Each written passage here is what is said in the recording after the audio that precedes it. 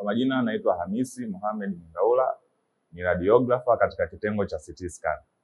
CT scan mashine ni kifaa cha kisasa cha kitabibu kinachotumia mionzi ya X-rays na kompyuta kutengeneza picha mbalimbali za ndani ya mwili kwa umbo za cross section au tunaweza kusema kwa umbo la vipande.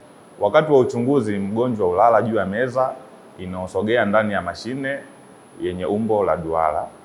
Mashine yetu ndani yake kuna X-ray tube pamoja na detector zinazofanya kazi kwa pamoja zikikusanya taarifa zinazotoka kwenye viungo vya ndani wa mwili wa binadamu na kutengeneza picha kupitia kompyuta.